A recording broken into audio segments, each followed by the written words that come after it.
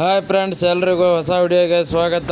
ಇನ್ನೇನು ಮೂರು ದಿನಗಳಲ್ಲಿ IPL 2025ನ ಮೆಗಾ ಹರಾಜು ನಡೆಯಲಿದೆ.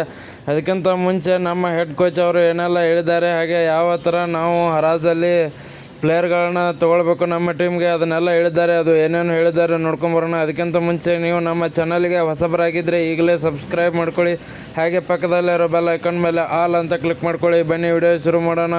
ಮೊದಲನೇದಾಗಿ ನಮ್ಮ ಹೆಡ್ ಕೋಚ್ ಅವರು ನಾವು ಬಾಲಿಂಗ್ ಡಿಪಾರ್ಟ್ಮೆಂಟಲ್ಲಿ ಒಂದು ಬೆಂಕಿ ಪ್ಲೇಯರ್ಗಳನ್ನ ತೊಗೊಳ್ಳೇಬೇಕು. ಯಾಕಂದರೆ ಹೆಚ್ಚು ಮ್ಯಾಚ್ಗಳು ನಮ್ಮ ಚಿನ್ನಸ್ವಾಮಿ ಸ್ಟೇಡಿಯಮಲ್ಲೇ ನಡೀತವೆ, ಅದನ್ನು ನಾವು ಯೂಸ್ ಮಾಡ್ಕೊಳ್ಬೇಕು.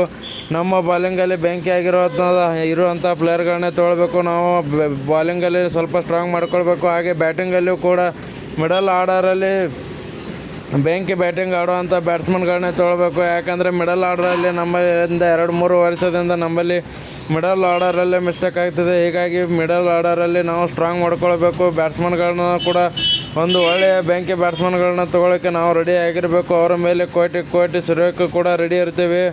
ನಮ್ಮ RCB ತಂಡ 2025ಗೆ ಒಂದು ಬೆಂಕಿಯಾಗಿ ರೆಡಿ ಮಾಡ್ತೀವಿ ಅಂತ ಹೇಳಿದ್ದಾರೆ. ವಿಡಿಯೋ ಇಷ್ಟ ಆಗಿದ್ದರೆ ಲೈಕ್ ಮಾಡಿ, ಶೇರ್ ಮಾಡಿ.